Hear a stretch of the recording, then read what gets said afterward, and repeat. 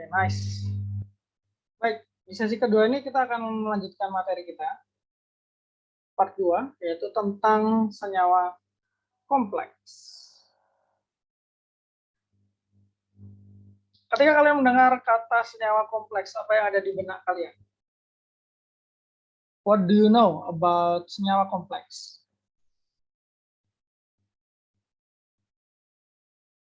Silahkan boleh share di kolom chat. Have you ever heard of senyawa kompleks? What do you know about it? Atau belum pernah mendengar sama sekali? Bisa, tolong respon di kolom chat ya. Apa itu senyawa kompleks? Sambil nunggu teman-teman yang lain yang mau join ya.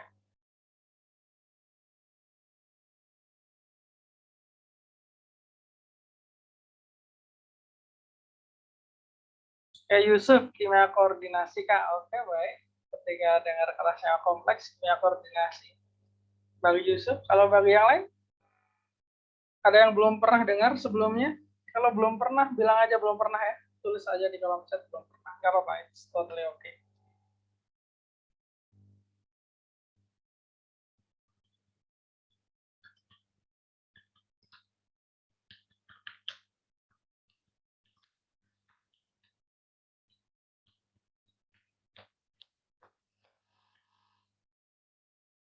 Oke, baiklah. Mungkin sebagian besar belum pernah ya, karena memang ini materi kelas 12 di bab agak akhir kayaknya, setelah elektrokimia. Mungkin ada sebagian yang sudah belajar, ada sebagian yang belum, atau bahkan ada dari kalian yang sudah tamat senyawa kompleks. Kita mulai saja ya pembahasan pertama. Kita mulai dari apa itu senyawa kompleks. Secara sederhana, kita bisa definisikan bahwa senyawa kompleks itu adalah senyawa, bukan berarti sama kompleks itu complicated ya, enggak ya. Senyawa kompleks itu ada definisinya, yaitu dia terdiri dari dua komponen, atom pusat berupa ion logam biasanya yang ada di pusat ya, sama ligan. Nah, apa ini ya ligan ya? Ligan. Nah, ini tadi Yusuf menyebutkan kimia koordinasi, berarti nanti akan berhubungan tentunya dengan ikatan koordinasi. Nah, kita mulai dulu dari definisi ligan. Ligan bisa didefinisikan sebagai spesi. Spesi itu bisa molekul, bisa ion, bisa atom ya, yang memiliki PEB, pasangan elektron bebas, baik dia netral maupun bermuatan negatif. Di mana dia berikatan secara, nah ini kata kuncinya, secara kovalen koordinasi dengan atom pusat. Jadi dia bisa netral, bisa negatif, asalkan dia punya PEB. Ya, itu ligan. Nah, ligan itu ada apa aja? Nah, nanti kita akan lihat ada apa aja. Kemudian atom pusat atau ion logam itu biasanya di sini adalah logam-logam golongan B atau transisi ya. Transisi atau yang dia punya orbital D. Nah, gitu. Contohnya ini, contoh-contoh senyawa kompleks. Nah, ini beserta nama-namanya. FeCN 6 kali 3 minus. Nah, kalau yang paling atas ini FeCN 6 kali 3 minus, yang berperan sebagai atom pusat itu adalah si Fe-nya. Fe-nya pusat ya. Nah, berarti kalau ligan yang mana? Oh, ligan berarti yang satunya. Selain Fe, selain pusat yang mengelilinginya. Cn. Nah, ya, jadi Cn ini sebagai ligan. Kemudian Fe-nya dia sebagai atom pusat.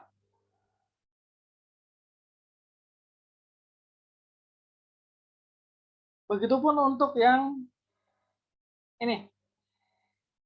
Yang panjang ya, cukup panjang ya penulisannya ya. CO, kobalt. kobaltnya ini sebagai atom pusat. Sisanya yang En dan OH ini sebagai ligan. Jadi ada atom-atom pusat dalam senyawa kompleks, ada yang bisa mengikat ligan-ligan berbeda, ada yang mengikat ligan-ligan yang sama. Dan jumlah ligan yang diikat pun berbeda-beda ya. Berbeda-beda. Nah, ligan. Nah, itu. Contoh-contoh ligan ya berarti kayak Cn, NH3, OX. Nah, OX itu apa? Nanti kita akan lihat. OH, Cn, dan lain-lainnya.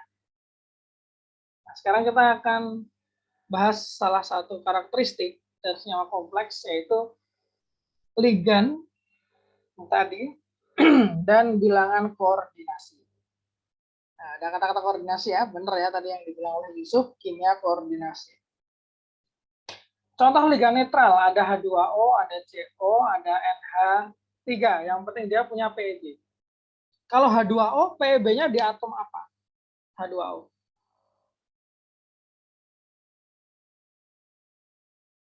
Syarat ligan kan punya PEB ya. Kalau H2O, di atom apa dia PEB-nya? Atom O ya, thank you. Shirley, Caroline. Kalau atom CO, PEB-nya di sebelah mana? CO.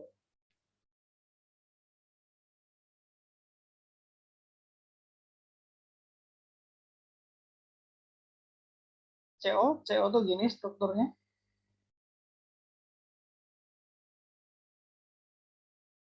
PEB-nya sebelah mana? O dan C ya. O dan C. Tapi meskipun di CO ini ada PEB di C dan O, yang akan lebih berperan sebagai ikatan koordinasi biasanya adalah yang C. Gitu ya. Biasanya adalah yang C. Kalau NH3, atau mana yang punya PEB?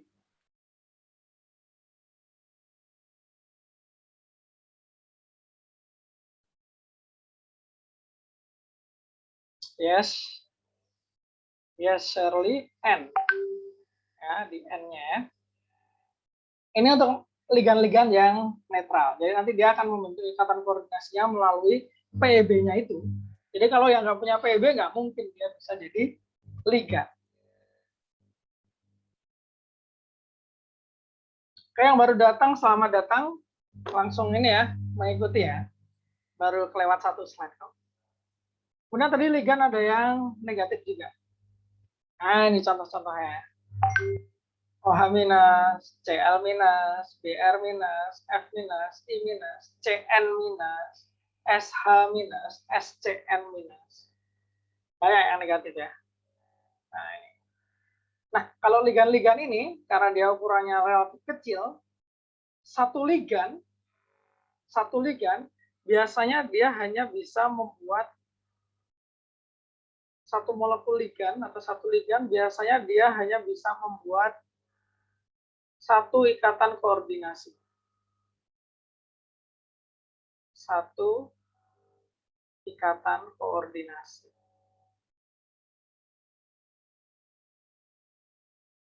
Ya ini ya, yang saya tunjukkan contoh-contoh ligan netral sama negatif ini ya. Ya relatif kecil ukurannya, hanya terdiri dari dua atau bahkan ada yang satu, ini ada yang tiga atom saja. Ya, satu ligan, satu ikatan koordinasi. Nah, ligan-ligan yang hanya bisa membuat satu ikatan koordinasi itu dinamakan dengan ligan monodentat. Ligan monodentat. Nah, berarti ada yang bisa lebih ya, Kak? Bisa ada. Ini contoh-contohnya ya. Ini cuma sebagian contoh aja. Ini yang bidentat. Kalau monodentat itu satu ligan, satu ikatan koordinasi. Berarti kira-kira kalau bidentat, satu ligan berapa ikatan koordinasi?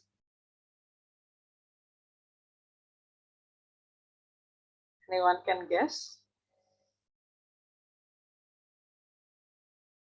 Ya, betul ya, Caroline. Thank you. Dua. Ya, B. Dua. Kalau mono, satu. Kalau ini satu ligan dapat membentuk dua ikatan koordinasi. Bidentat ya namanya. Nah, ini bidentat semua. Etilen diamin kayak gini strukturnya. Nah, kenapa dia bisa membentuk dua? Karena dia punya N di sini, N di sana.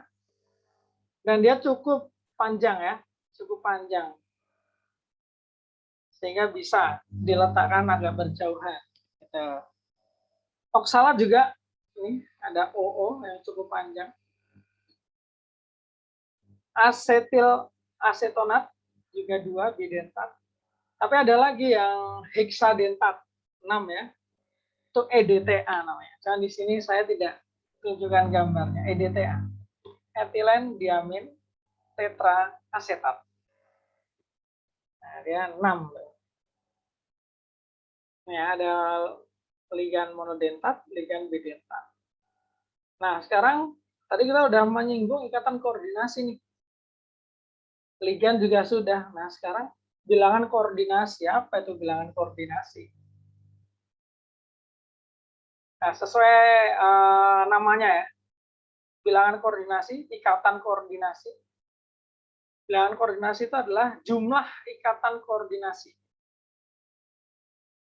Jumlah ikatan koordinasi yang dibentuk oleh atom pusat bersama ligan-ligannya. Ya. Kita contoh dulu. Nah, kita lihat bagiannya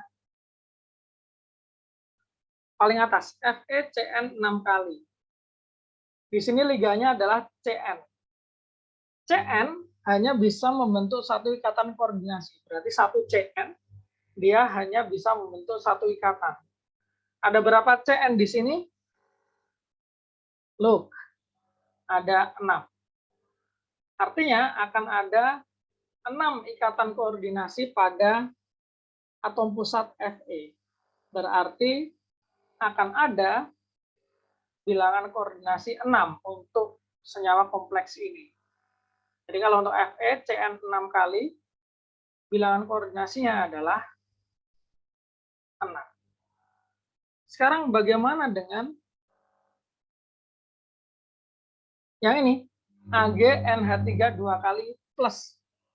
Berapa bilangan koordinasinya? Coba tentukan dengan logika yang sama kayak tadi.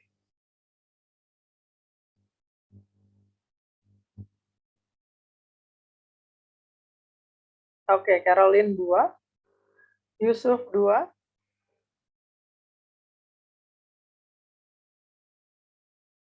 Daniela 2. Oke. Baik, sepakat banyak yang 2 ya. Coba kalau menurut Yusuf, kenapa 2 Yusuf?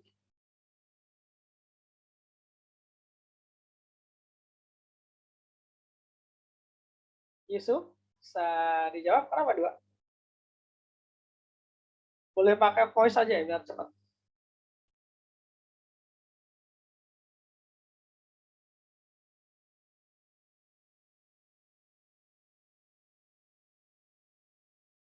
Oh, Yusuf ternyata jawab lewat chat ya. Ini jawaban dari Yusuf. NH3 itu ligan monodentat, Kak. Berarti kalau ada 2, jadi akan ada 2 ikatan koordinasi. Kalau ada 2 ikatan koordinasi, berarti bilangan koordinasinya 2. Yes, exactly. Benar, thank you Yusuf ya. Ini ada NH3 sebagai ligan monodentat. Artinya satu ligan, satu ikatan koordinasi. Ini ada 2 nih NH3-nya. Maka bilangan koordinasinya pun juga 2. Lanjut, yang ketiga.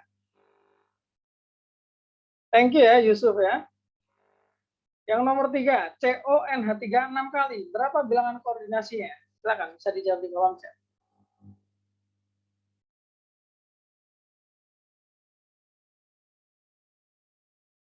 Daniela sudah, Caroline sudah, Cheryl sudah, Brahita udah, Yusuf udah. Oke. Sepakat ya, 6 ya. Pertanyaan nih dari Brahita, itu mengikuti banyaknya ya? Ya, mengikuti banyaknya liga. Tapi nanti kadang ada yang berbeda juga. Nah, kita lihat ya, kita urutkan dari yang paling atas ke paling bawah. Ini jawabnya adalah 6. Kalau yang nomor 4, CONH3 2 kali Cl4. Berapa bilangan koordinasinya? Silakan.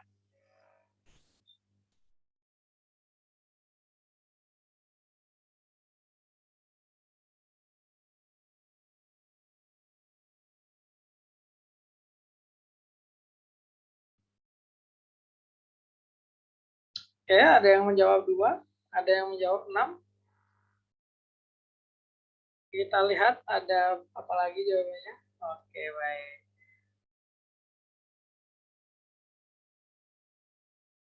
Oke, Caroline jawab 6. Caroline, mungkin bisa dijelaskan kenapa kamu jawab bilangan koordinasinya 6? Soalnya itu NH3-nya ada 2 sama CL-nya ada 4 dan masing-masing kemudian 4 juga. Yes, exactly. Thank you, Caroline. Caroline bilang nih, karena NH3-nya ada 2, CL-nya ada 4. Nah, NH3 itu bisa jadi ligan, CL juga bisa jadi ligan. Jadi kalau NH3-nya 2, berarti akan ada 2 ikatan koordinasi. Tambah lagi dari CL, CL-nya 4. Berarti akan ada 4 lagi ikatan koordinasi. Jadi total ikatan koordinasinya akan jadi 6. Yang koordinasinya 6 berarti. Sekarang selanjutnya, untuk yang nomor 5, baris kelima ya. Ini. FeOX 3 kali 3 minus. Berapa bilangan koordinasinya? OX itu yang ini ya, OX ya. OX itu yang ini ya, oksalat. Nah, ini gambarnya kayak. Shirley udah menjawab, Caroline udah menjawab. Oke. Kita tunggu teman-teman yang lain.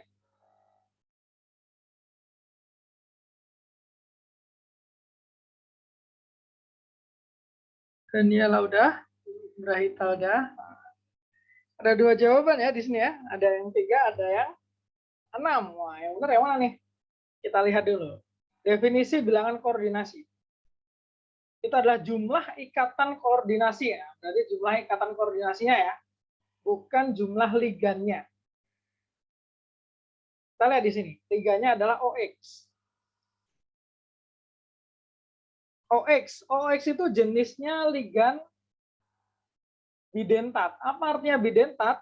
Nih. Satu ligan dapat membentuk 2 ikatan. Nah, kita lihat sekarang. Kalau OX-nya di sini ada 3, berarti berapa ikatan yang bisa terbentuk? Nah, kalau satunya aja 2, berarti kalau ada 3, 6 ya. Nah, 6. Bilangan koordinasinya adalah 6. Karena satu OX bisa membentuk 2 ikatan koordinasi. Gitu ya. Sekarang coba kalian tentukan untuk yang ini ya. Saya sebutnya ini nomor A sama nomor B. Tentukan bilangan koordinasinya. A bilangan koordinasinya berapa, B bilangan koordinasinya berapa.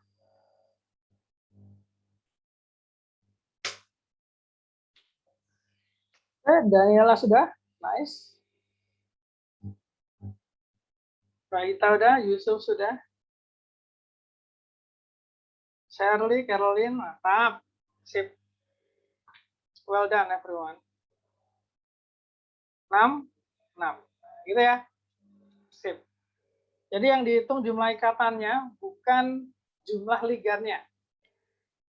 Nah, sekarang kita akan continue lagi ke bentuk molekul. Nah, bilangan koordinasi tadi mempengaruhi bentuk molekul dari si senyawa kompleks.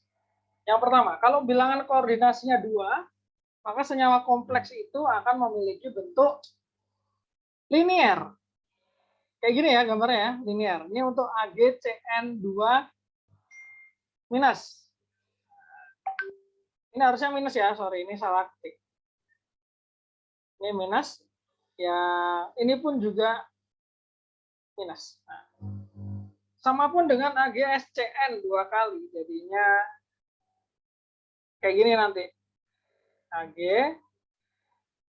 SCN, SCN. Nah, ya, sama ya. Berarti kalau ada dua bilangan koordinasi, maka dia linear. Kemudian, kalau bilangan koordinasi 4, maka ada dua kemungkinan dia. Kalau nggak tetrahedral, ya square planar. Square planar itu segi 4 datar. Sama aja ya. Segi 4 datar. Nih. Contohnya apa aja nih? Nah, ini contohnya. NiCO 4 kali, ZNOH 4 kali 2 minus, CROH 4 kali minus, PTCl 4 2 minus, PTNH3 2 kali Cl2. Nah, itu bisa berbentuk tetrahedral atau segi 4 planar. Ya. Cara menentukan bentuk pastinya gimana, Kak? Nah, nanti ya di segmen berikutnya. Untuk sekarang jawab aja kalau nggak tetrahedral, square planar. Ini skemanya ya. Kalau skema yang kiri itu yang tetrahedral. Tetrahedral. Kalau yang kanan ini, nah ini square planar atau segi 4 datar. Square planar.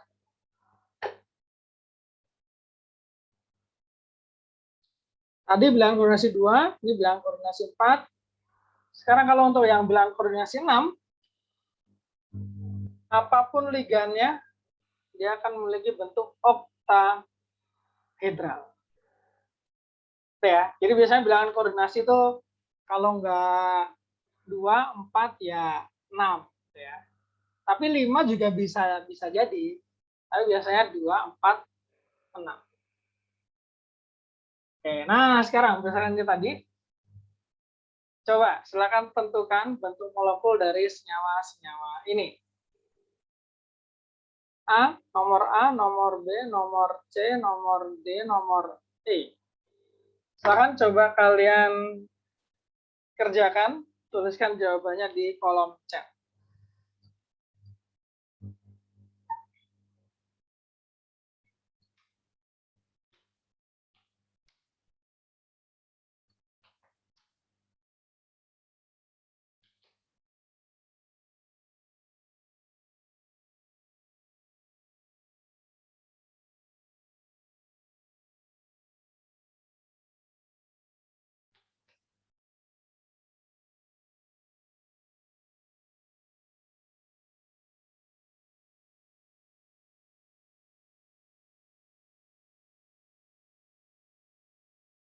Oke, berita nomor A dan B sudah, mantap.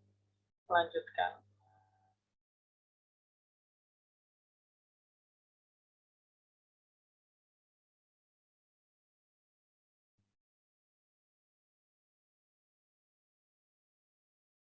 Yusuf sudah, mantap Yusuf, benar. Teman-teman yang lain silakan ya, share jawaban kalian.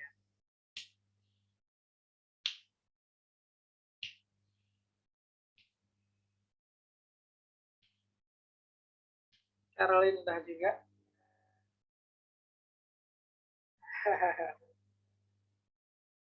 Shirley udah juga.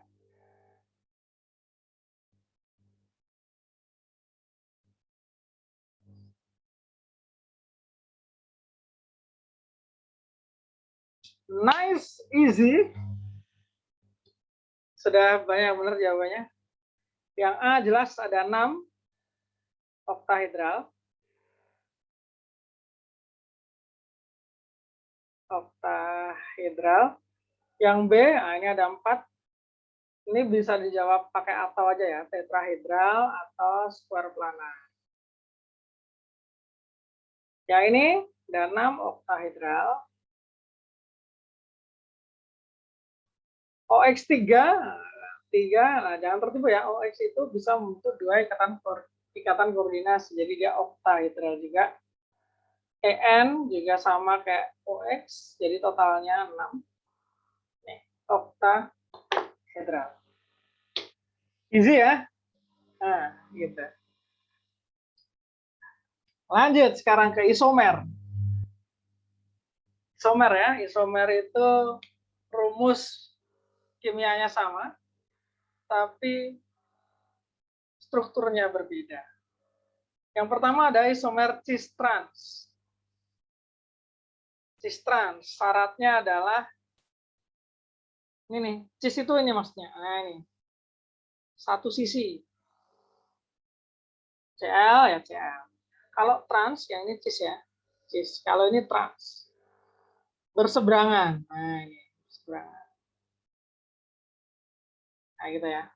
Syaratnya adalah dia punya bentuk square planar dan minimal punya dua ligan monodentat yang sama.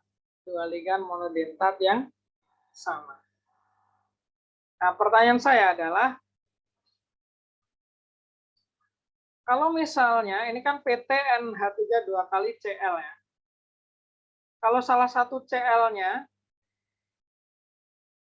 aku ganti jadi F, jadi ini Cl, F gitu. Apakah dia masih memiliki isomer cis-trans?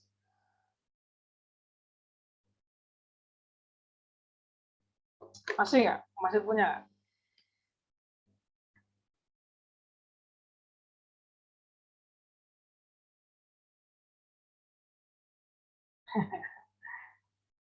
Ya, masih ya, masih. Yes, benar, masih bisa. Yang saling cis atau saling trans, ligan yang mana? Kita ada 3 macam ligan ya. Ligan yang mana yang saling cis atau trans?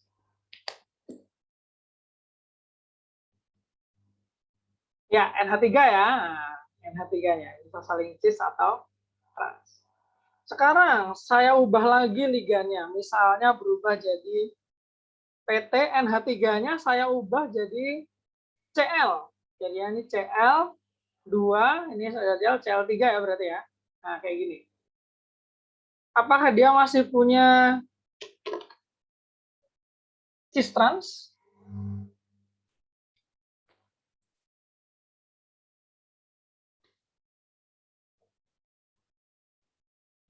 Kalau PTCl3F masih punya cis trans.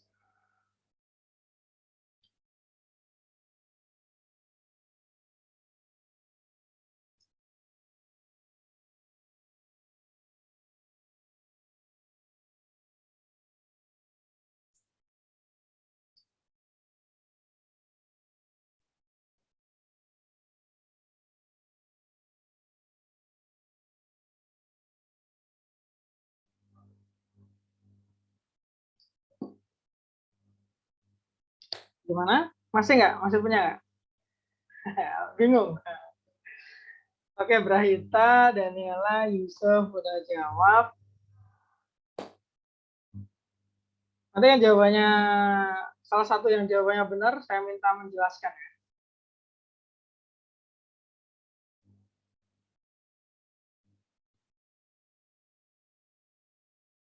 Jawabannya adalah enggak ya.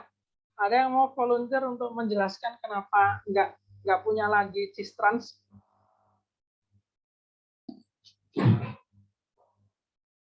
Yusuf mau menjelaskan? Kenapa kalau PTCl3F nggak jadi punya cis trans? Atau Caroline?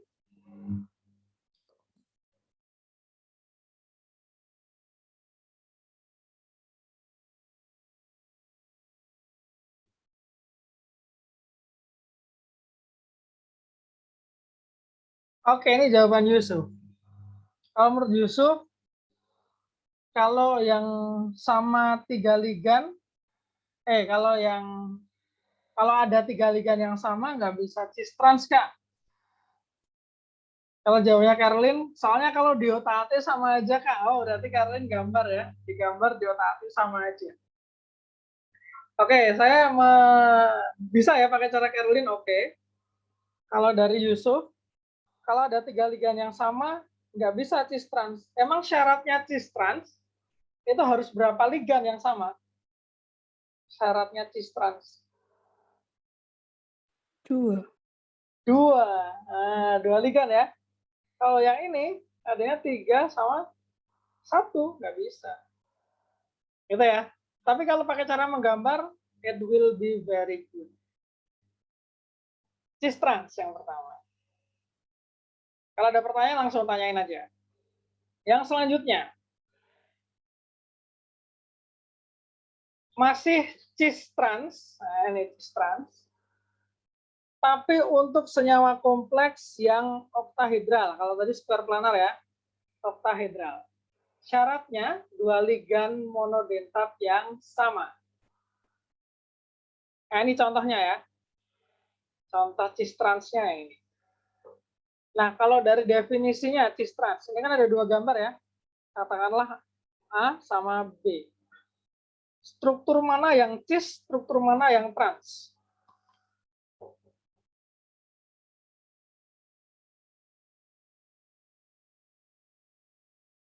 Dari dua gambar ini.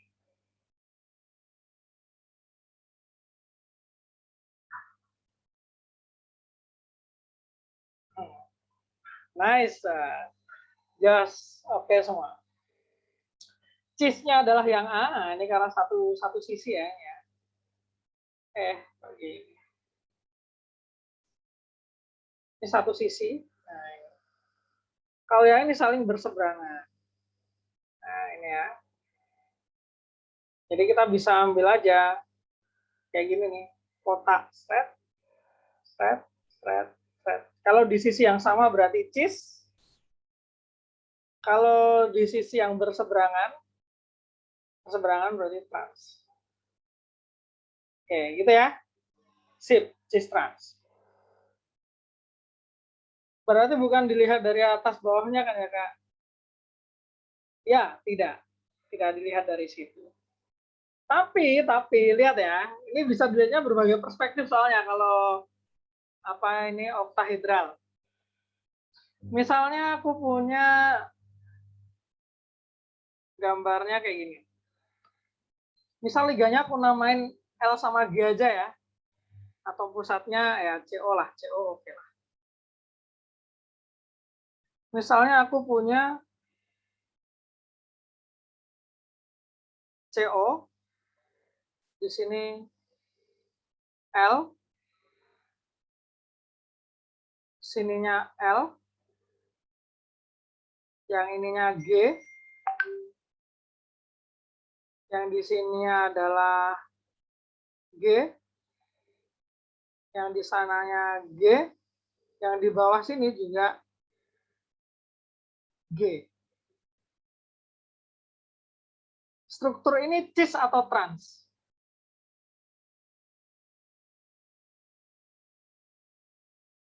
Cis atau trans?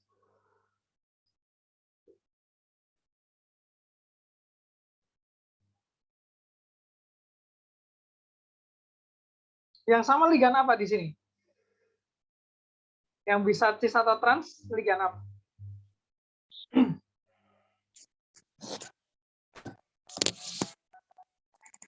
Kita lihat syaratnya ya. Ada dua ligan monodentat yang sama. Dua ligan yang sama yaitu adalah yang L. Nah, tapi kalau strukturnya kayak gini, kita bisa lihatnya dari sini.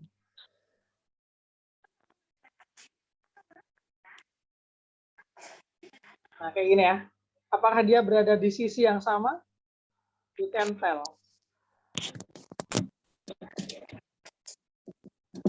Ya. Ini berada di sisi yang sama ya, berarti dia cis. Terus transnya gimana, Kak? Transnya yang kayak gini. CO, ini L, ini L. Sisanya adalah G.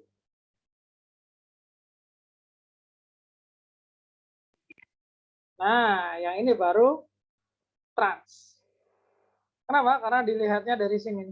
Segi empatnya yang di sini. Set, set, set.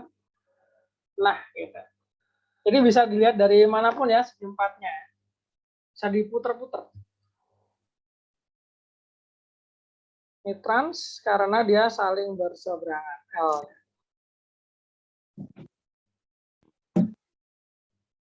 Gitu ya. Cis trans oktahedral. Apakah ada pertanyaan? Ada, Kak. Gimana? Berarti itu tergantung kita lihat dari sudut mananya ya? Exactly. Udem. Kita lihat dari sudut mananya. Karena dia oktahedral nih. Gitu ya. Jadi dilihat segi empatnya bisa dari mana. Kayak gitu. Tapi kalau yang square planar tadi, langsung terlihat square planar tuh. Pasti kotaknya ya sekitar 4 ligan itu. Tapi kalau oktahedral kita bisa pilih 4 yang berada di bidang yang sama. Kita lihat, gitu ya. Ada lagi pertanyaan? Silakan.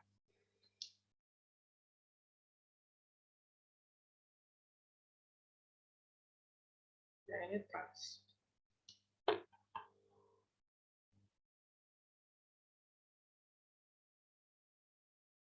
Oke, kalau tidak, kita next ke yang sebelah kanan. Facial meridional. Nah, facial itu gimana maksudnya? Facial ya, muka ya. Facial itu muka. Jadi ini kalau ini muka, meridional itu apa ya? Mirip-mirip kayak median gitu ya, nilai-nilai tengah. Meridional berarti melewati tengah, gitu ya. Isomer, oktahedral. Nah, yang ini harus punya 3 ligan monodentat yang sama. Ini misalnya ya, saya pakai contoh yang CO NH3 3 kali, CO 3 kali. Ini bisa kita lihatnya dari NH3 atau CO. Tapi di sini saya akan lihatnya dari sama aja sih sebenarnya. Saya gambarnya di CO aja ya. NH3 aja yang lebih kelihatan.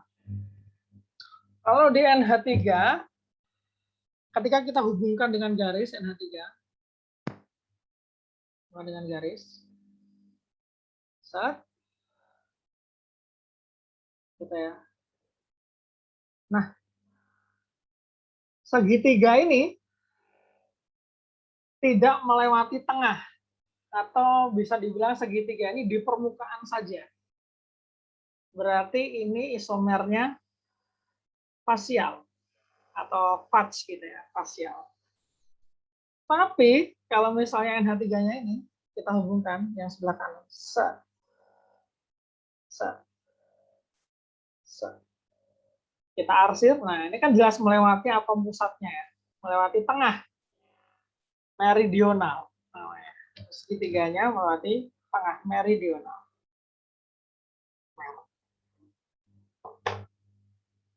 Itu ya, itu fasial meridional.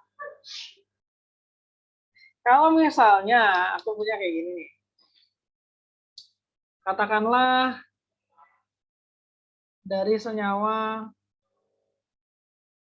sama ya, CO liganya adalah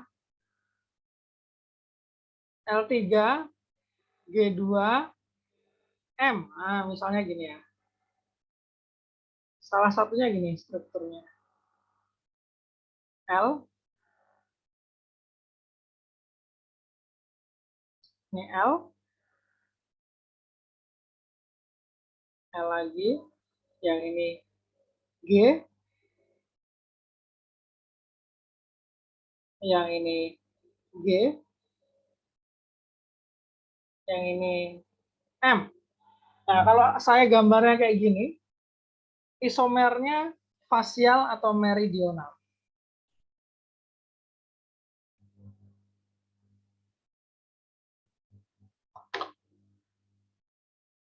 Oke, Yusuf, thank you. Shirley, Dahita, Caroline. Ya, benar ya. Facial. Kalau kita hubungkan, nah, di permukaan aja, nggak melewati tengah. Facial. Gitu ya. Facial meridional. Ada yang mau ditanyakan? Silakan.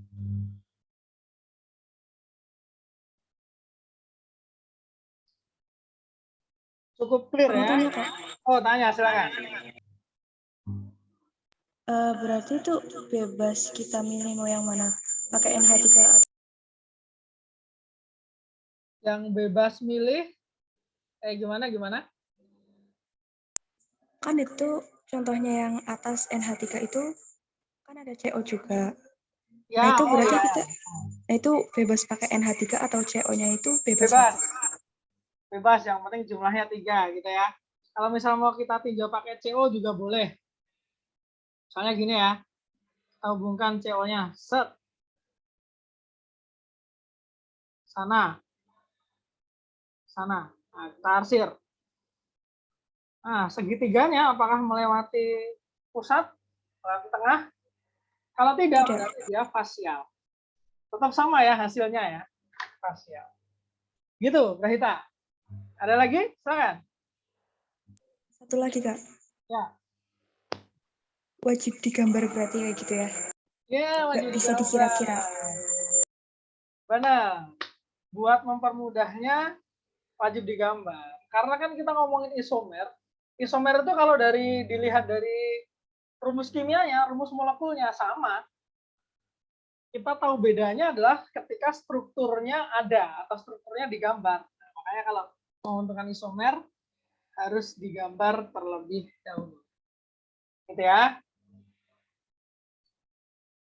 Ada lagi? Silakan. Ya.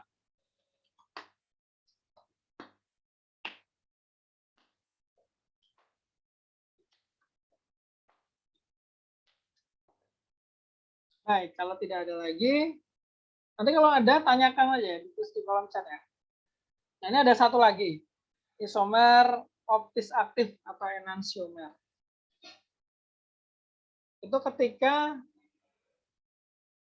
struktur yang satu dengan yang lain itu adalah bayangan cerminnya, kayak telapak tangan kanan sama kiri itu ya. Bayangan cermin. Gitu. Tidak saling tumpang tindih. Syaratnya adalah itu 3 ligan bidentat yang sama. Nah, itu ya. Seperti itu. Oke, isomer cis trans untuk square planar, cis trans octahedral, kemudian facial meridional untuk octahedral tentunya, sama optis aktif untuk octahedral. Kalau nanti ada pertanyaan, silakan tanyakan saja. Sekarang exercise dulu. Ini ada 5 lagi ya, 5 lagi. A, B, C, D, E. Oh ya, oke. Untuk yang ini, ya. Untuk yang ini tadi ada pertanyaan, Kak, itu apakah 3 ligan bidentatnya harus sama? Jawabannya adalah sebenarnya enggak harus sama juga. Jadi ada 2 pilihan ya. 3 ligan bidentat yang sama atau 2 ligan bidentat sama plus 1 ligan bidentat yang beda. Ligan beda. Jadi harus ada 2 yang sama minimal. Tapi sama-sama ini ya. Atau alternatif lain lagi. Alternatif lain lagi adalah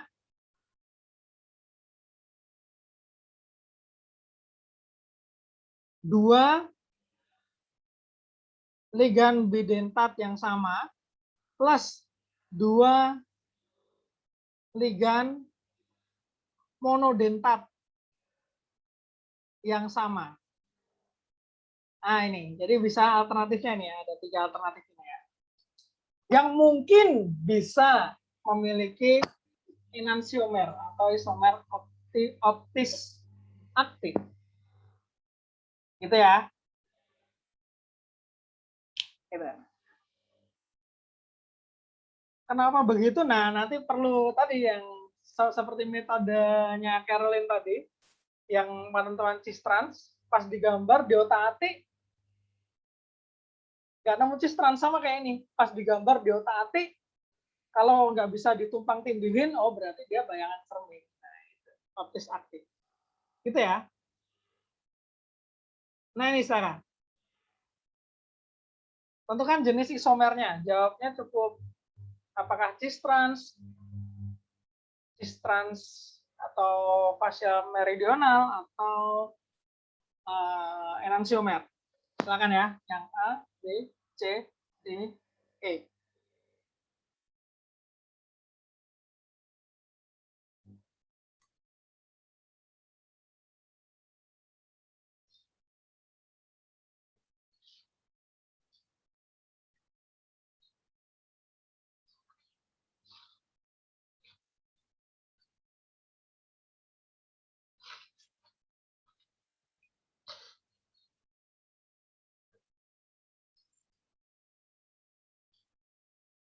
Silakan jawabannya bisa ditulis di kolom chat ya.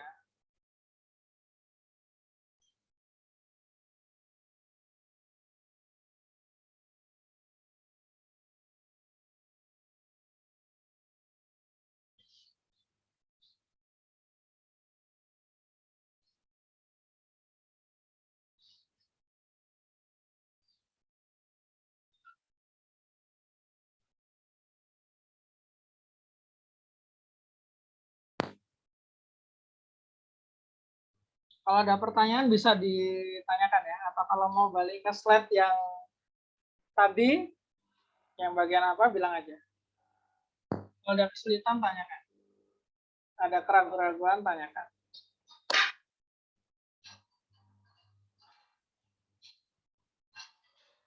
Kak, boleh ke slide sebelumnya nggak? Slide sebelumnya, oke. Ini? Sebelumnya lagi. Ini? Ya. Ya, oke, silakan. Silakan kalau mau dicatat atau di screenshot. Oke, Kak. Udah. Ya, sih. Oke. Daniela, Caroline udah menjawab. Oke, sip, bagus. Yang belum, silakan yuk.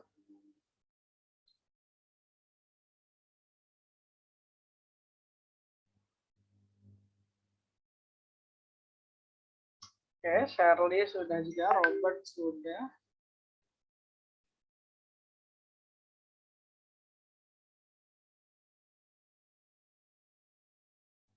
Kita tunggu lagi teman-teman yang lain.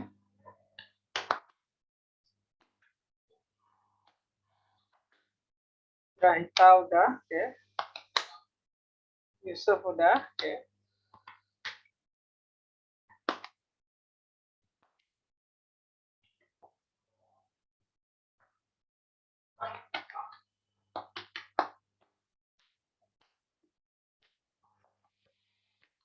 Yusuf udah, baik. Sip, nice. Kita bahas ya. Yang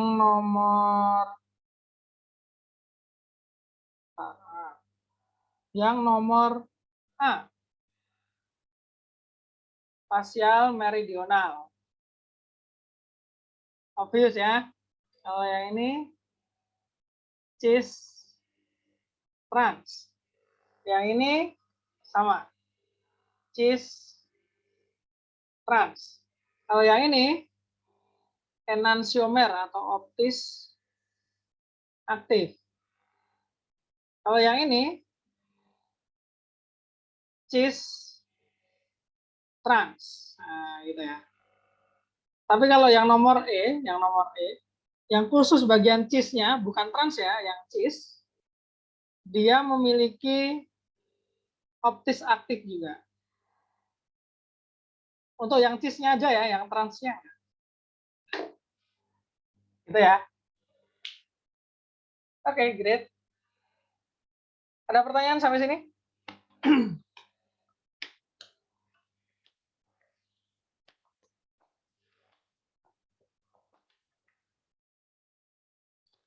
Kenapa yang E bisa gitu, Kak? Nah, ini ya.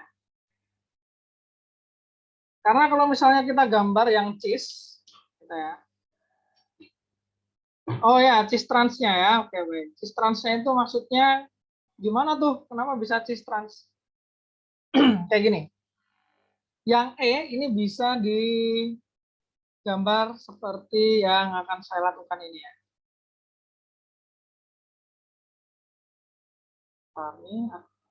Sorry.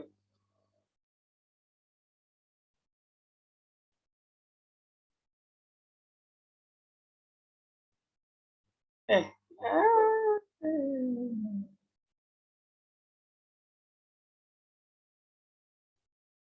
Ini ya, cis trans coba saya gambarkan dulu. Yang cisnya mana, transnya mana. CO, EN-nya saya gambarkan gini aja ya, biar cepat ya. N ke N gitu ya. N ke N. Transnya dulu deh. Transnya itu kita pakai A ini aja. N.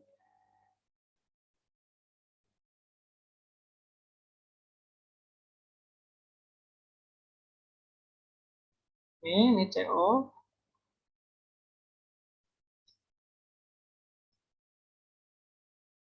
CO.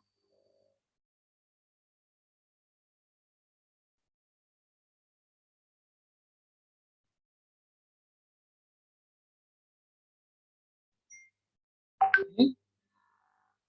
Terus N-nya misalnya ini di sini. N-nya. Terus yang ini di sini.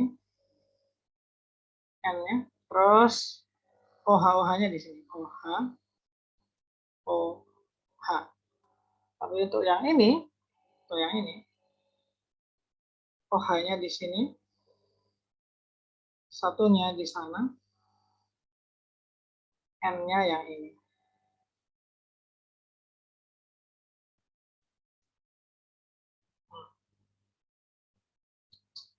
Coba perhatikan kotak ini ya.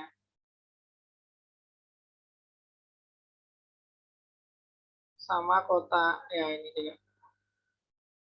Perhatikan ligan monodentatnya. OH, OH. Kalau yang atas kayak gini posisi OH-nya. Yang bawah kayak gini. Nah, berarti yang atas ini adalah yang cis, yang atas. Tulis atas ya. Cis, yang bawah ini adalah yang trans. Begitu? Oke, Cis Kak, paham. transnya Terima kasih. bisa ya. Nah, gitu. Baru yang cis ini bisa dicerminkan juga jadi enantiomer. Boleh minta tolong ulang yang enantio, Kak? Enantio. Ini ya, yang enantio ya. Nah, ini enantiomer. Ada 3 ligan bidentat yang sama.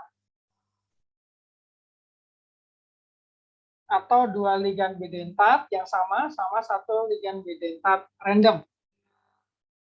Atau 2 ligan bidentat sama plus 2 ligan monodentat sama. Ini saya tambahin ya. Yang cis. Yang susunannya ligan monodentatnya yang cis. Nah, gitu.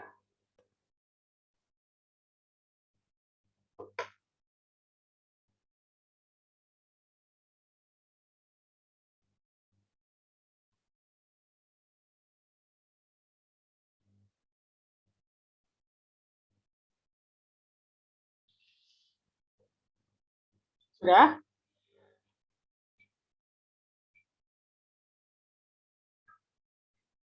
Ini ya yang enantiomer ya. Dia kayak bayangan tangan kanan dan kiri. Pencerminan. Kayak gitu aja sih. Silakan kalau ada pertanyaan lagi tentang isomer.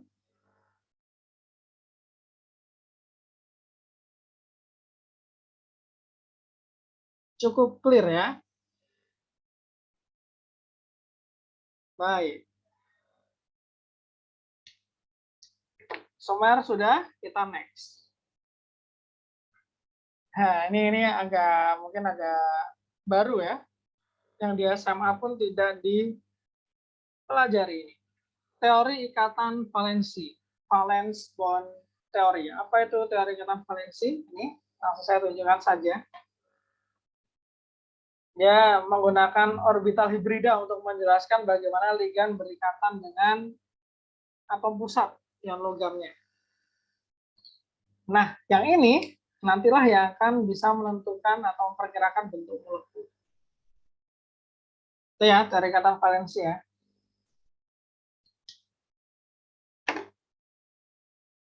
Dari ikatan valensi. Nah, langsung aja saya mau menyampaikan prosedurnya. Gimana tuh caranya ikatan valensi? Nah, ini dulu, step 1 dan 2. Silakan bisa dibaca sambil saya jelaskan. Yang pertama, ketika kita misalnya mengetahui FeCN6 3-, di mana ya ligan-ligan Cn ini berinteraksi atau berikatan dengan Fe. Pertama, tulis dulu diagram orbital D ion logam pusat, yaitu Fe. Nah, kalau dari sini FeCN6 3-. Cn itu muatannya berapa Cn? Cn berapa muatannya? N1. -1. Nah, Cn -1. Sekarang kalau Cn-nya ada 6, berarti totalnya Cn muatannya adalah -6, right? -6. Nah, sekarang kalau kita lihat muatannya senyawa kompleksnya adalah 3-. Artinya -6 ditambah muatannya Fe ini hasilnya akan jadi -3. Berarti otomatis Fe ini muatannya adalah 3 plus. Nah, gitu ya. Ini dapat 3 plusnya kayak gini. Baru kita tentukan gimana sih struktur atau konfigurasi elektron D pada Fe. Maka kita buat konfigurasinya. Saya yakin kalian sudah bisa buat konfigurasi elektron. Ternyata diperoleh 3D5. 3D5 ya.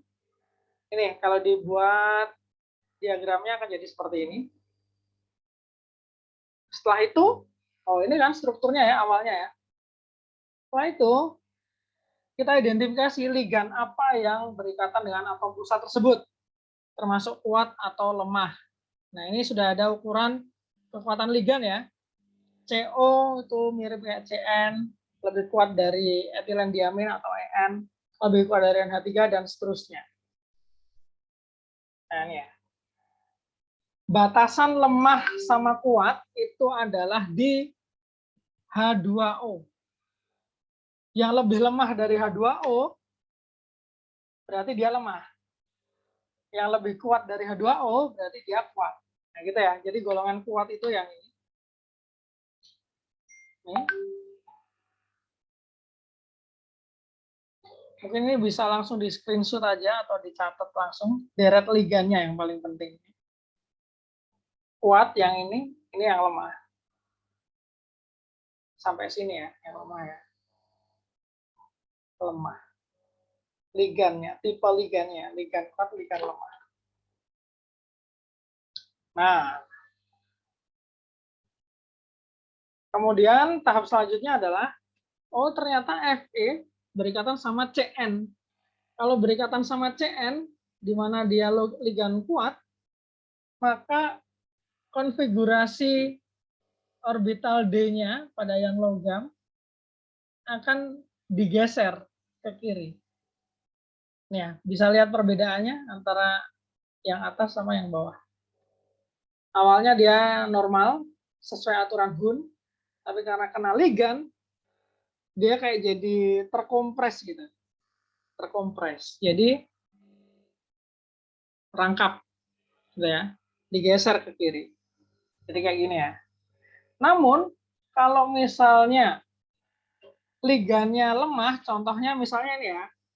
Misalnya aku punya FeCl6 3-. Kalau dia lemah, maka tidak akan terjadi apa-apa, tidak akan terjadi pergeseran. Sehingga kalau misalnya dia ligannya lemah,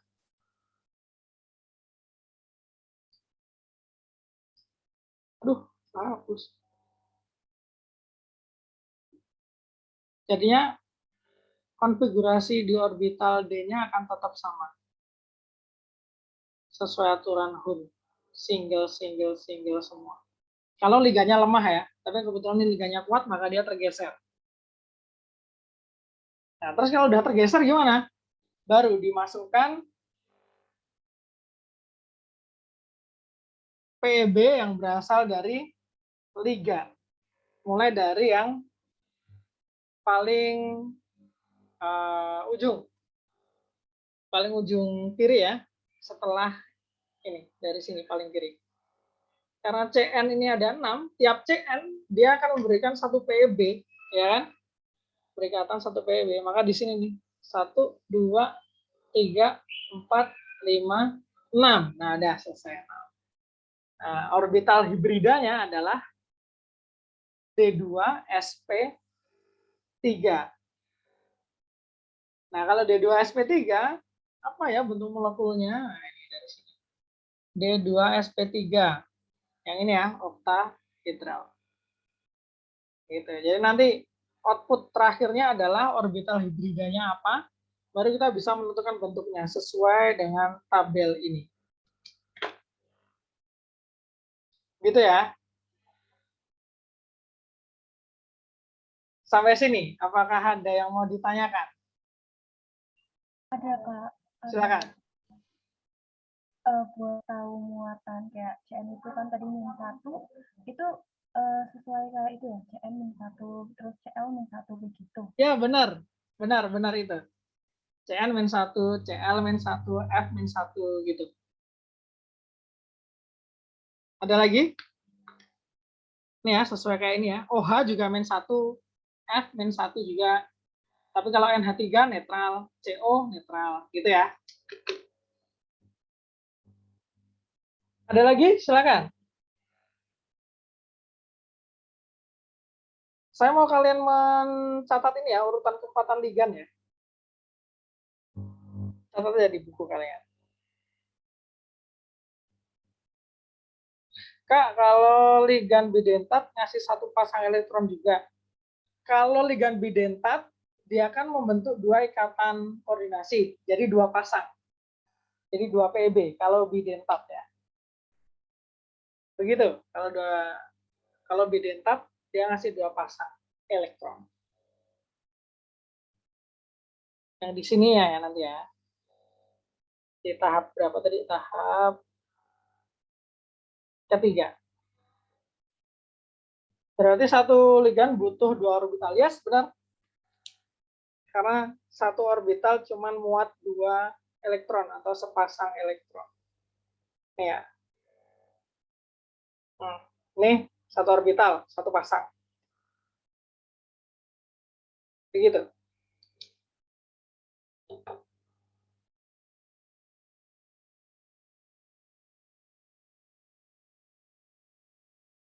Oke, kenapa D2sp3 sama sp3d2 itu urutannya beda? Sebenarnya ini adalah efek dari tadi sih, ligan kuat sama ligan lemah. Jadi kalau misalnya nih ya, misalnya tadi yang saya pakai contoh tadi yang apa namanya? Fe Cl6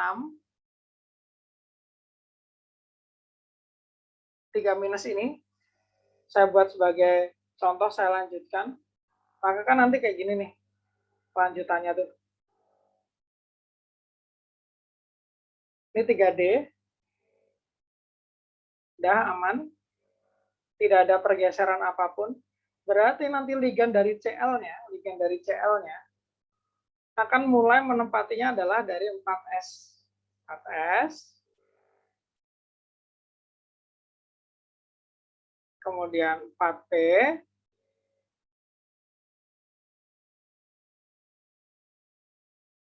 sorry, 4P, baru ke 4D. Itu ya.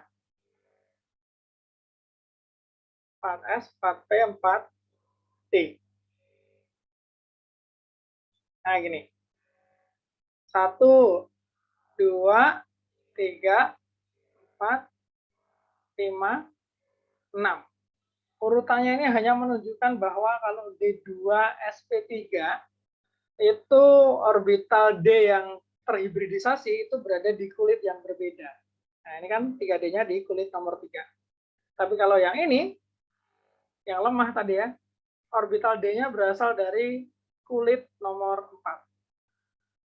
Kayak gitu sih sebenarnya.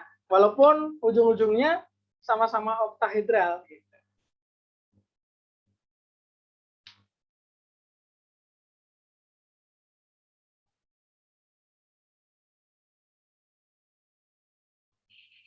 Berarti masukin elektron dari ligan nggak perlu memenuhi orbital yang kosong dulu ya, Kak? Oh, maksudnya satu-satu itu ya? Nggak perlu. Langsung secara berpasangan. Kalau berdasarkan teori ikatan valensi ya. Karena dia udah terhibridisasi. Tingkat energinya sama. Begitu. Kak, mau tanya lagi. Silakan. Buat tahu SP, SP2, SP3 itu kita harus hafalan dulu. Kita mau tahu Fe2+, Fe3+. Bukan. Oh, gimana? SP, SP2, SP3, terus itu. Oh ya, untuk menentukan bentuknya ya? Iya, sayangnya begitu, harus hafalan. Jadi kalau SP berarti linear. SP2 trigonal planar atau segitiga planar. SP3 tetrahedral. DSP2 segi empat planar. SP3D bipiramida trigonal. DSP3 limas segi empat. Nah, gitu-gitu. Oke, Kak, makasih. Gitu ya. Sayangnya emang harus dihafal sih. Kalau menekan benar.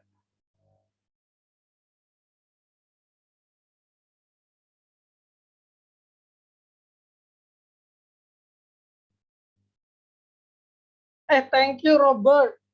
Salah ketik ya yang ini ya. Ini harusnya CUCL. Aduh, jadi jelek lagi. Ini bukan C ya, harusnya CL ya. CL. Nah, CL. CUCL5. Bukan CUC ya. Kurang L-nya, sorry. CUCL5. Thank you Robert.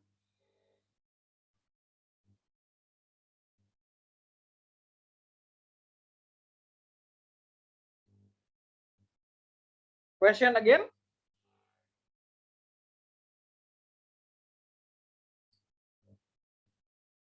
Kalau tidak, nah, coba ya, kita latihan ya, menentukan. Saya juga belum ngerjain ini sih, tapi coba aja. Bisa jadi senyawa saya yang salah.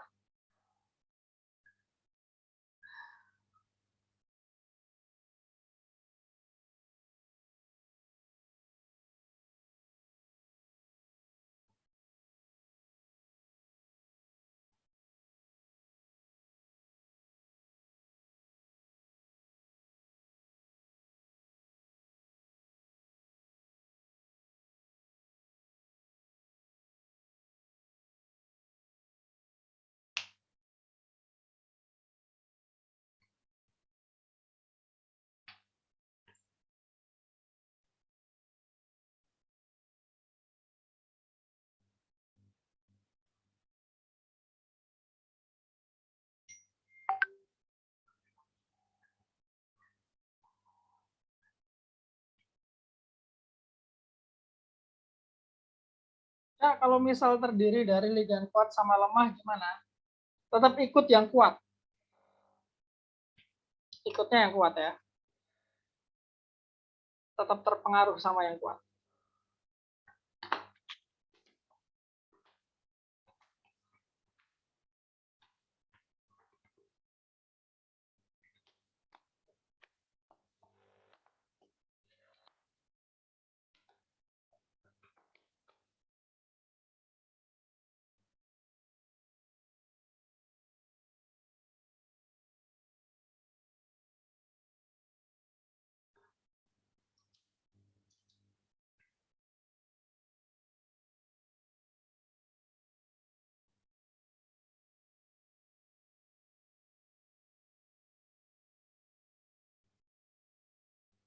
Sorry ini FECN 5 ya ini ya. Aneh sekali, FECN 6. Ini harusnya 6 ya.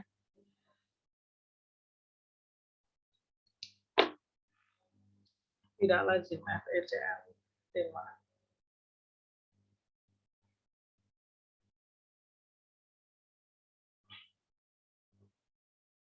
Yang nomor C juga, sorry ada kesalahan. Ini harusnya bukan minus tapi 2 minus.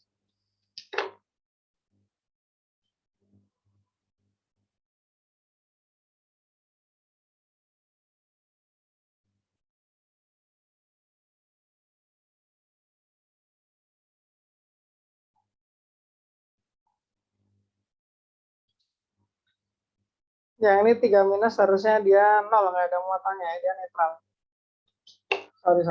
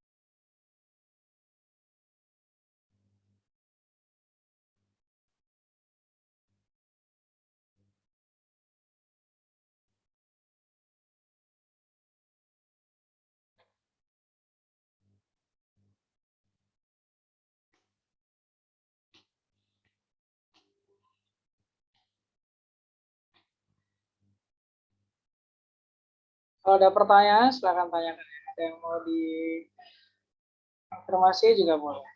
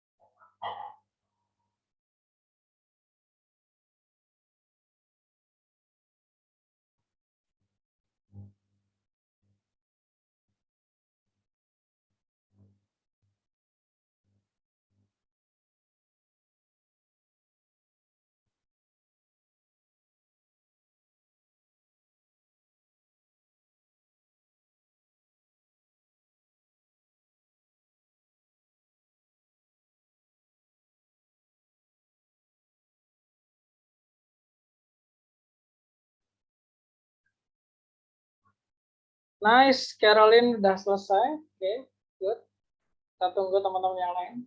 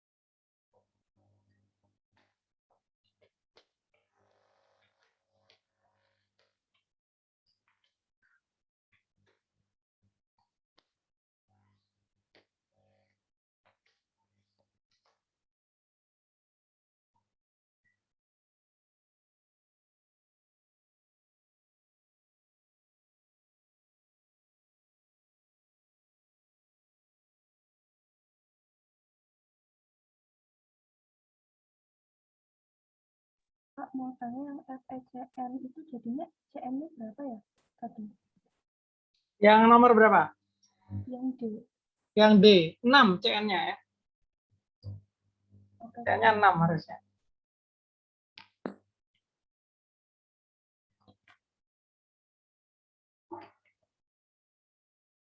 Oke, Yusuf juga sudah. Sip, saya koreksi dulu.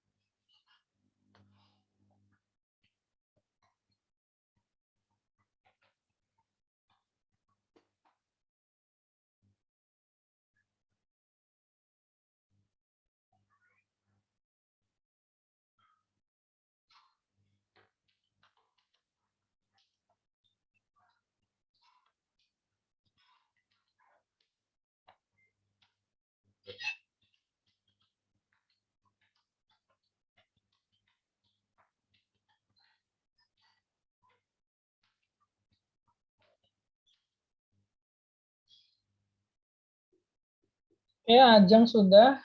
Good.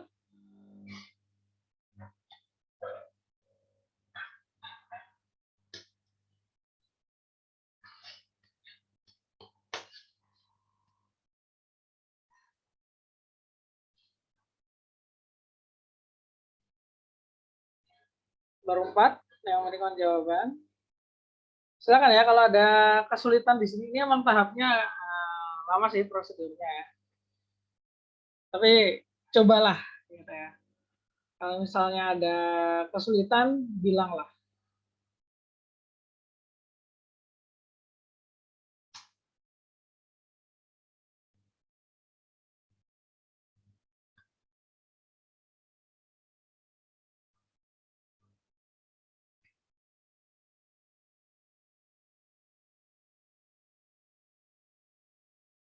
Oke, Lia, good, benar.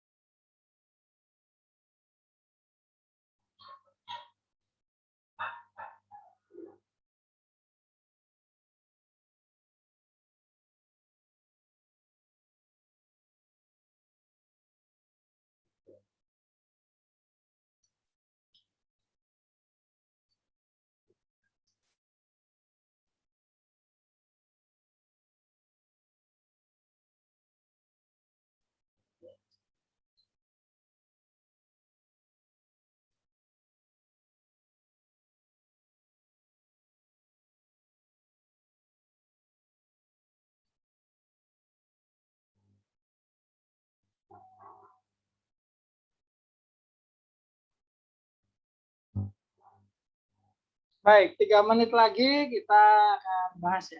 Atau lebih tepatnya saya akan menunjukkan jawaban yang benar seperti apa. Tinggal nanti kalian tanyakan yang mana yang kurang jelas.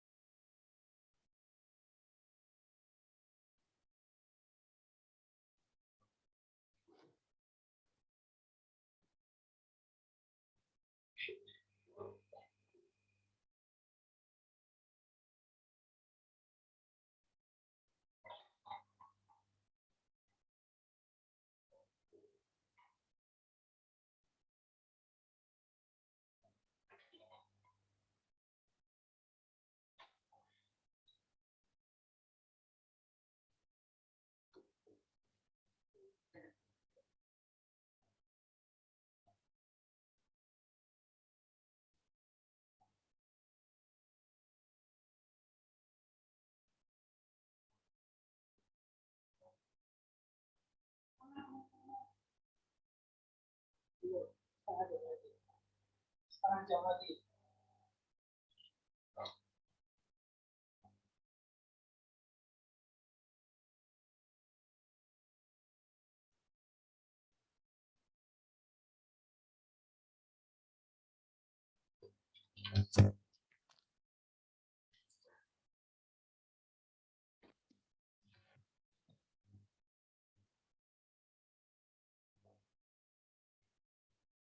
Oke, 1 menit lagi akan kita bahas. Saya akan menunjukkan jawaban.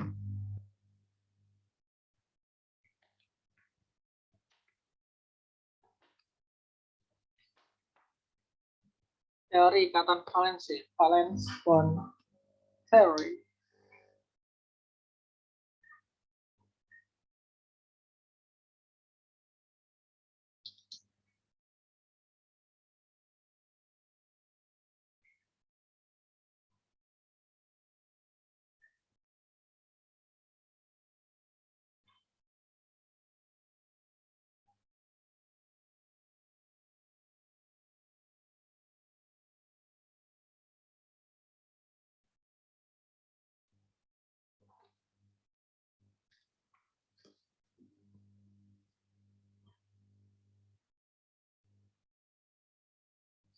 Baik, saya akan tuliskan jawabannya ya.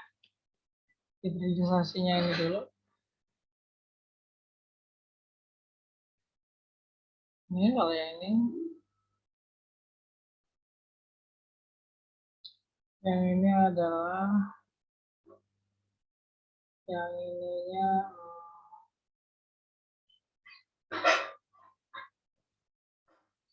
ini juga sama. Oke, jadi bentuk molekulnya tinggal kita lihat tadi di ini ya, di tabel ya.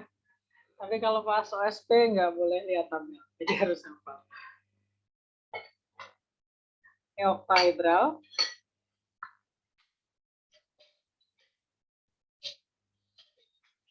Oktahedral, yang ini square planar atau segi 4 planar ya. Square planar. Yang ini, nah ini kalau SP3 tetrahedral.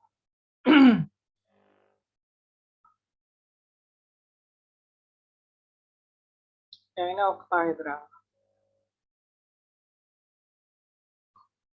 Ini oktahedral juga. Oke, sampai sini ada yang mau ditanyakan teman-teman?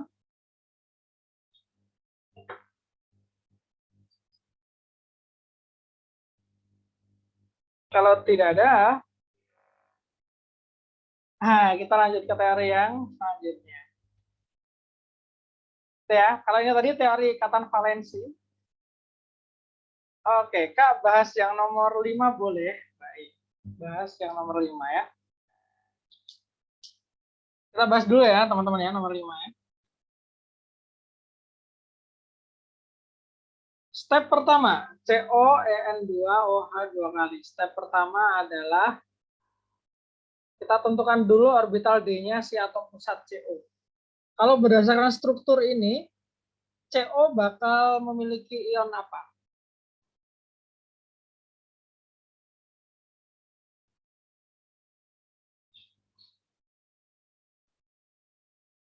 CO akan memiliki muatan ion berapa? Di yang nomor 5, nomor E.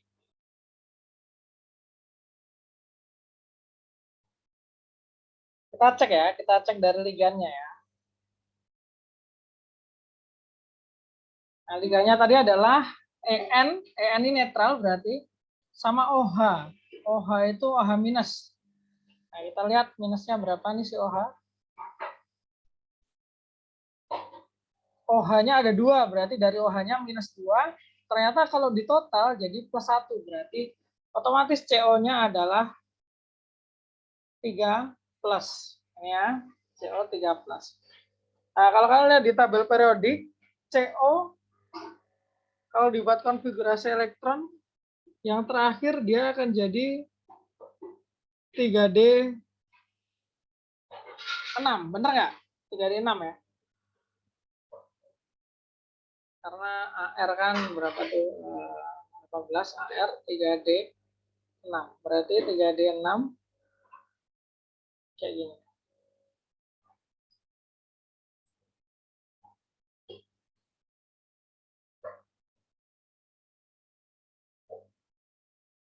Ini 3D.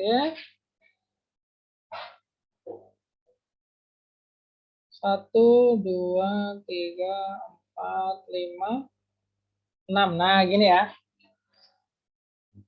Kemudian kita cek ligannya. Ligannya adalah EN sama OH. Ya, termasuk ligan yang mana? Kuat atau lemah? EN kuat, OH-nya lemah. Nah, maka dia ikut yang kuat ya. Kalau ada ligan yang kuat sama yang lemah campur, dia akan ikut yang kuatnya. Yang lebih berpengaruh adalah yang kuat. So, kalau misalnya ligannya kuat, maka step 2-nya adalah digeser. Geser ya. Jadinya ini nanti akan menjadi kayak gini. Yang awalnya single-single ini dipasangin sampai mentok. Nah, jadi kayak gini nanti. Nah, ini ya. Yang ini 3D. Ini 4S. Yang ininya adalah 4P. Sekarang kita lihat. EN. EN adalah etilen diamin. Dia ligannya bidentat. Sementara OH, dia adalah monodentat. Berarti satu OH menghasilkan satu ikatan. Tapi kalau satu EN menghasilkan 2 ikatan koordinasi. Kalau EN-nya ada 2, berarti dari EN sendiri 4 ikatan koordinasi. Dari OH, 2 ikatan koordinasi. Berarti totalnya adalah 4. Nah, gini. Totalnya adalah 6 ya. 4 tambah 2, 6. 1, 2, 3, 4, 5, 6. Nah, ini ya. Nah, kalau 6 berarti ya sudah. D2, SP, 3. Gitu. Jadi kalau D2, SP3 dia jadinya oktahedral. Oktahedral. Itu pembahasan yang nomor 5 ya, yang E. Yang nomor lainnya sebenarnya caranya sama sih kayak gini. Silakan kalau ada tanggapan atau pertanyaan lain dari pembahasan ini. Ada lagi pertanyaan, Kak, boleh dijelasin cara cepat cara hibridisasinya nggak, Kak? Kalau saya sih cara cepat cara cepat yang khusus nggak ada sih. Jadi saya bisa cepat gara-gara dulu sering melakukan seperti ini. Jadi sekarang udah jadi cepat melakukan hibridisasinya. Mungkin kalau kalian punya cara yang lain, mungkin bisa di-share ya ke temannya ya. Menentukan hibridisasi yang lebih cepat. Gitu. Ada lagi? Silakan.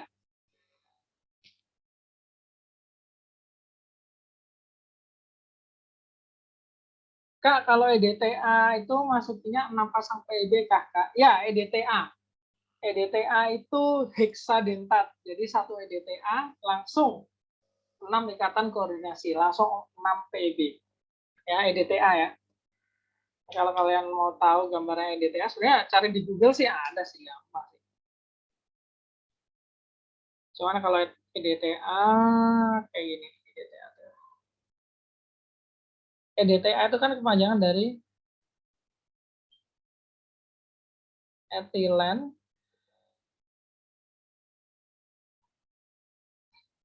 diamin tetra asetat.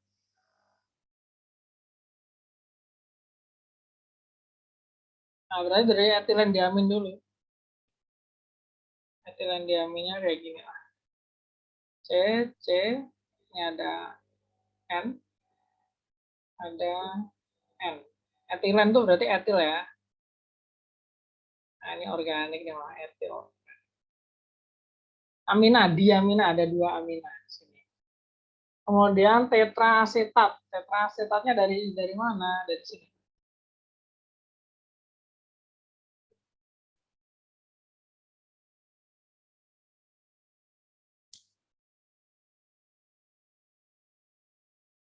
Nah, dari sini.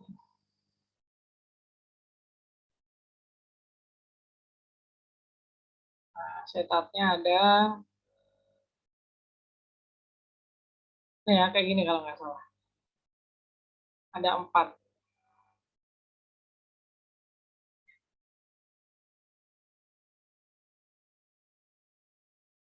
Kemudian dia buat ikatannya dari sini. 1, 2, 3, 4, 5, 6. Ada.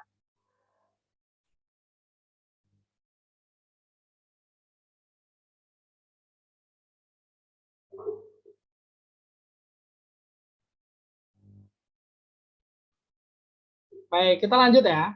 Kalau yang teori ikatan valensi tadi dia menjelaskan orbital hibridanya sama bentuk molekulnya.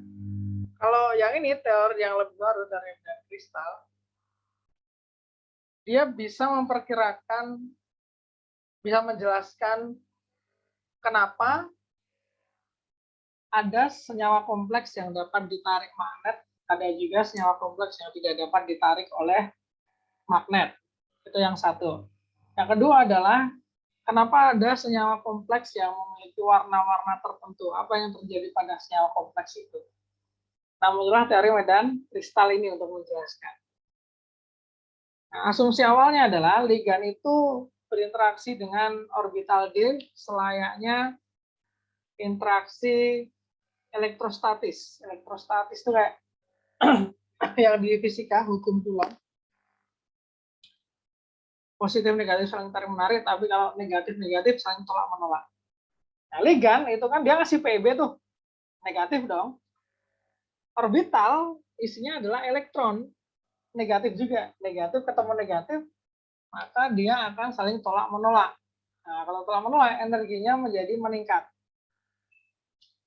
Nah, orbital-orbital ini ketika ada ligan yang mendekat,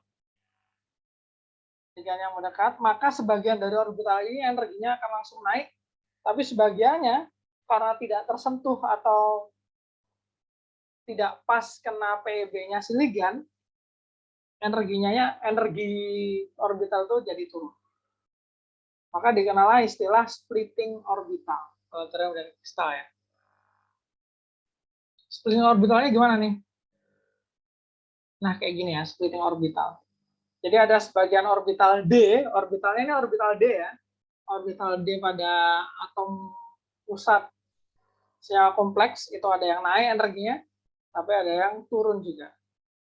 Kalau oktahedral, splittingnya kayak gini oktahedral. 2 naik, 3 turun. Kalau tanpa ligan, nah dia gini aja, tanpa ligan setara semua. Tapi gara-gara ligan ada yang naik energinya, ada yang turun. Kalau tetahedral kayak gini, kebalikannya oktahedral.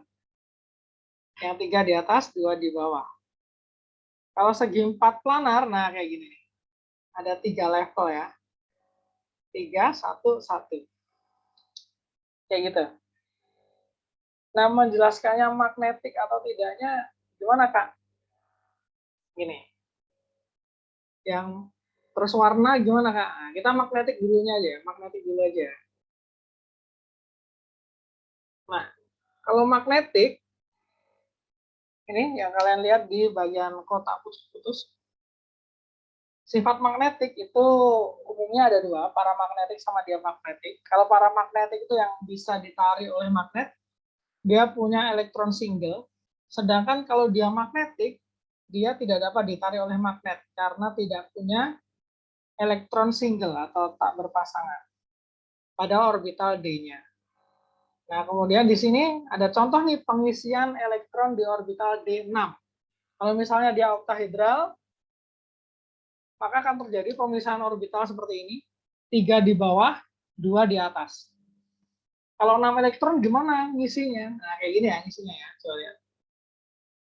Hal ini dipengaruhi oleh ligan. Lihat bagian kiri. Kalau ligannya kuat, maka perbedaan energinya ini besar. Tapi kalau ligannya kecil, bukan kecil, sorry, lemah, maka perbedaan energinya kecil. Nah, ini ya, gapnya kecil. Kalau gapnya besar, maka pengisian elektronnya dari yang energinya rendah dulu. Kalau mau 6 ya, pengisiannya dari awal ya, kayak gini. 1, 2, 3. Dia mau naik ke atas, nggak kuat dia karena terlalu besar jaraknya. Energinya terlalu besar. Maka yang diisi yang tetap yang di bawah. 4, 5, 6. Kayak gitu. Tapi kalau misalnya liganya lemah, maka ngisinya seperti aturan Hund biasa. 1, 2, 3, langsung naik satu-satu dulu. 4, 5, 6. Nah, gini. Gitu ya, pengaruh liganya di situ. Kemudian di sini ada efeknya nih. Kalau ternyata kalau D6 berikatan dengan ligan kuat, ternyata konfigurasinya tidak ada yang single elektronnya, semuanya berpasangan. Maka dia akan bersifat diamagnetik. Nggak bisa ditarik magnet. Tapi kalau ligannya lemah, ternyata ukuran dari konfigurasinya ini dia paramagnetik karena punya yang single-single.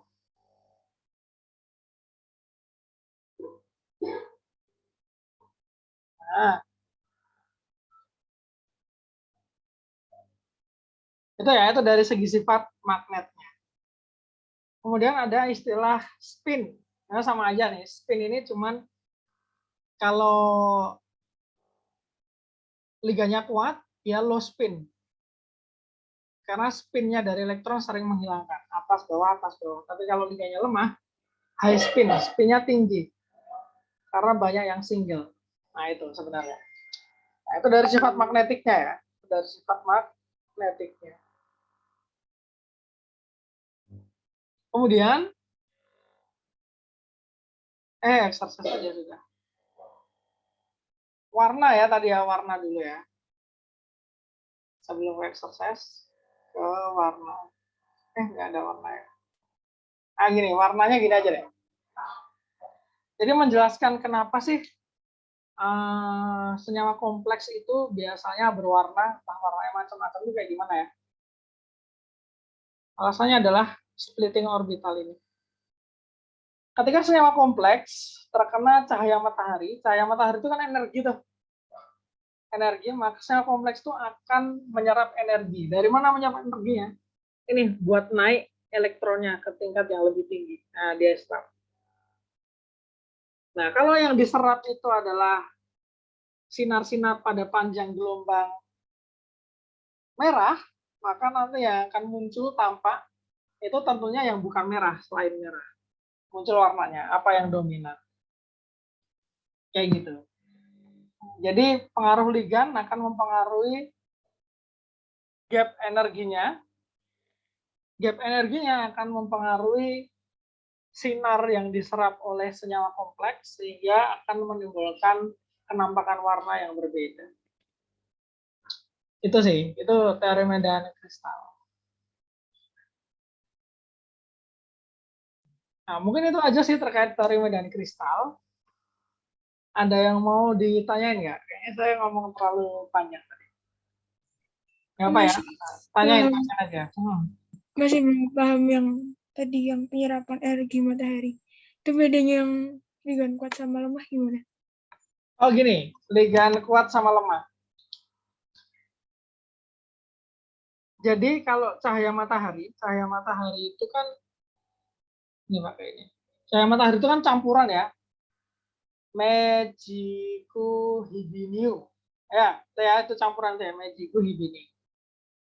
Masing-masing warna itu memiliki energi yang berbeda-beda. Merah itu energinya paling kecil. Ungu itu energinya paling besar.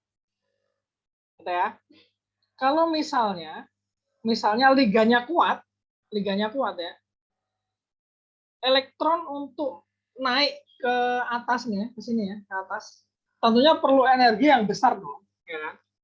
Maka dia perlu menyerap sinar dengan energi yang tinggi. Maka misalnya ungu diserap.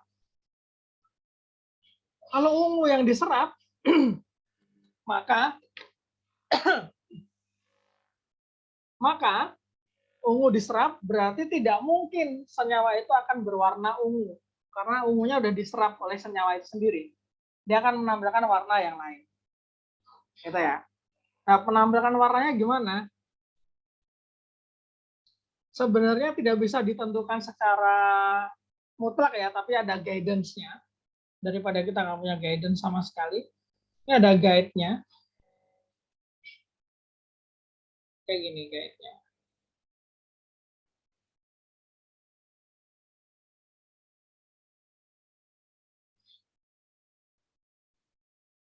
Merah,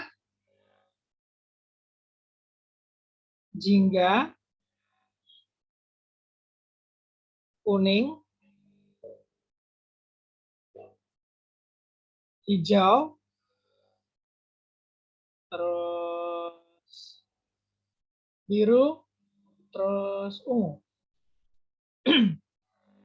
Kalau misalnya senyawa itu menyerap warna ungu, yang di sini ya ungu ya, maka kemungkinan besar senyawa itu akan berwarna yang ini, yang di seberangnya ungu, yaitu kuning. Gitu ya, itu kuning. Tapi kalau senyawa itu menyerap warna merah, maka dia akan berwarna hijau.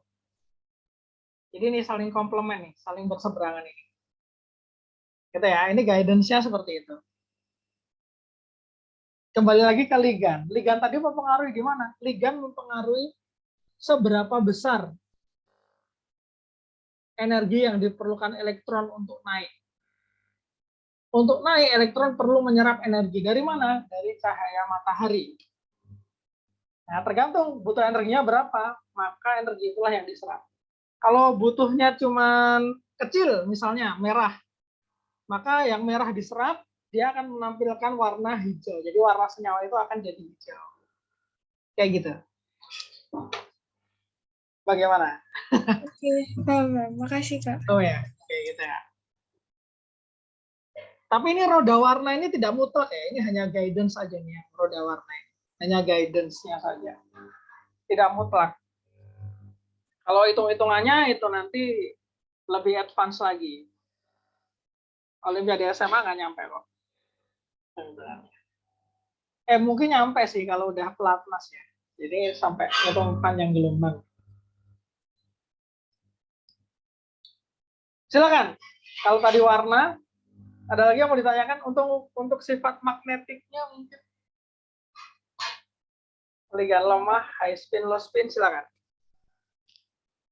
Oh, tanya masih tentang warna, Kak. Gimana, Brahita? Sorry nggak kedengeran. Mau tanya masih tentang warna. Masih tentang warna, silakan. Itu misalnya tahu dia itu nyerap warna apanya tuh emang dikasih tahu atau kita yang pikirin sendiri kira-kira itu nyerapnya apa gitu? Sebenarnya ada ininya, ada perhitungannya, ada rumusnya. Cuman itu beyond ini ya, beyond our material ya. Jadi ada materinya sebenarnya. Tinggal nanti kalau di soal tergantung, mungkin bisa disebutkan atau dikasih rumusnya. Kayak gitu. Mungkin kalau bagi kalian yang sudah belajar nanti, nggak tahu sih di fisika udah nyampe belum. Di fisika itu ada. Nanti dikasih tahu energinya itu berapa, terus dimasukin rumus ini. Energi sama dengan Hc per lambda. Nah, lambdanya inilah panjang gelombang warna-warna ini tadi.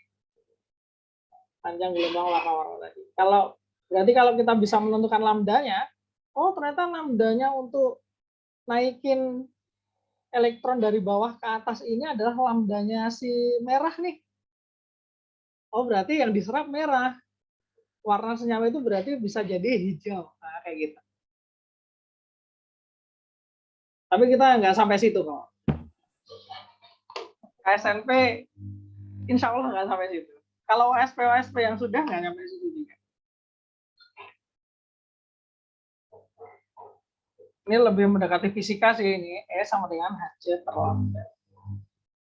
Ada lagi? Atau ada tanggapan, Brahita? Silakan. Paling itu sih, apa namanya, itu kan berarti kan cuma yang di D doang kan? Gimana berarti cuman yang D doang. Halo Brahita, kok hilang suaranya Brahita ya? Atau koneksi saya ya?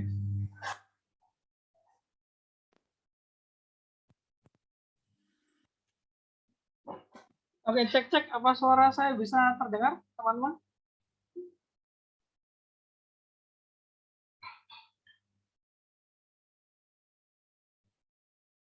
Kalau bisa terdengar, tolong jempolnya dong.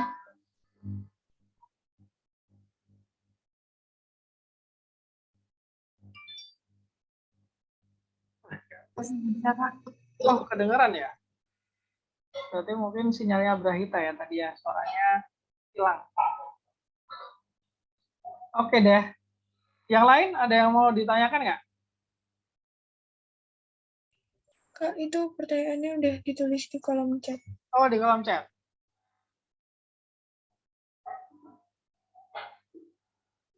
Berarti itu yang D doang ya Kak berlakunya. Maksudnya D ini apa? D orbital D ya? Ya, orbital D aja. Untuk yang senyawa kompleks ya. Atau yang senyawa kompleks. Untuk orbital D saja. Tapi kalau zat lain yang bukan senyawa kompleks, itu bisa dijelasin juga, tapi bukan pakai teori ini jelasinnya. Beda lagi. Itu ya, teori ini hanya bisa menjelaskan untuk senyawa kompleks. Gitu, Brahita. Dan teman-teman yang lain. Oh, ternyata sudah 18.27 ya.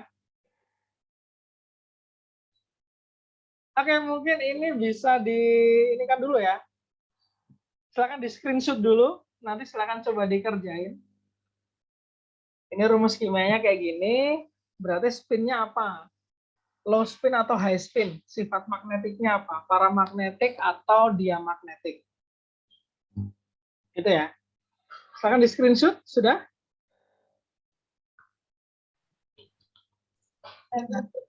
Nah ya, kita masih ada satu sesi lagi ya. Satu sesi lagi nanti malam. Nanti kita akan mulai dari pembahasan yang ini. Nanti malam kita akan mulai jam 7 WIB. Ya, mungkin itu dulu. Oh, ada pertanyaan lagi, Mbak. Ya, yang ligan kuat itu belum tentu diamagnetik terus kan? Belum tentu, belum tentu. Tergantung nanti setelah ditulis konfigurasinya. Ada nggak yang tidak berpasangan? Kalau ada, ya berarti paramagnetik. Tapi kalau nggak ada nggak yang single? Kalau ternyata ada yang single elektronnya, berarti dia paramagnetik. Tapi kalau semuanya berpasangan, baru dia diamagnetik. Itu ya, Caroline ya. Oke, baik. Kita cuma segini dulu. Nah, ini rekaman videonya dikasihnya kapan? Mungkin baru bisa besok ya. Baru bisa besok, karena perlu diupload dulu ya. Sementara nanti malam kita masih ada sesi. Jadi kemungkinan belum bisa untuk hari ini diupload. Kemungkinan besok. Ke slide sebelumnya. Nah, silakan.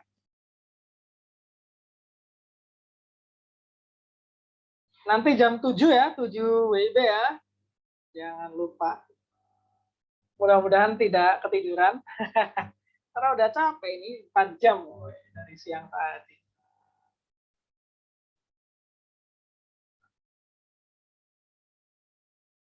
Baik. Mungkin kita tutup ya. Mari kita tutup sesi kita hari ini dengan berdoa.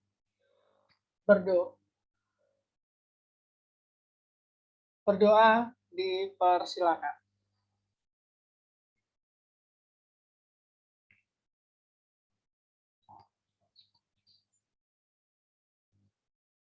Sekian dari saya, kurang lebihnya mohon maaf. Assalamualaikum, selamat sore semuanya.